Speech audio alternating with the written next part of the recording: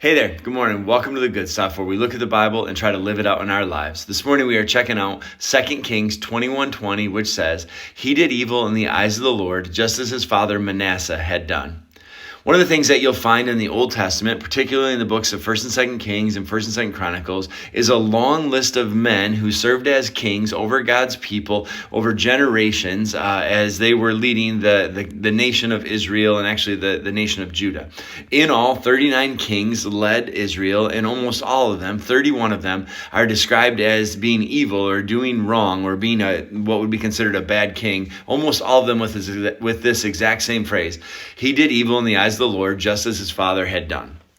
And I got thinking about this morning as I was flipping through the Bible, of how easy it would have been for them to do what had always been done. And most of them would go on to say that they, practiced idol worship. They didn't follow God's laws. They practiced evil. They were harsh to other people. And they just did what was easy to do, which was basically abuse the power and not give any of the attention or the glory or the focus to what God asked them to do. But the very next king that comes after the one that we just talked about, Amon, was a king by the name of Josiah. And he actually became king when he was 8 years old. And the Bible says he did what was right in the eyes of the Lord. He decided that what had been passed on to him was not going to be what he was going to pass on, that what he had been shown and what he had been taught and what he had been maybe around as a culture was not going to be what he was going to live out in his life. And this morning, as we start a brand new week, I just want to invite you. Maybe you've not had the best experiences in life. Maybe you've not been set a great example. Maybe you feel like, man, it's just pretty easy to go along with the flow and to do what everybody else is doing.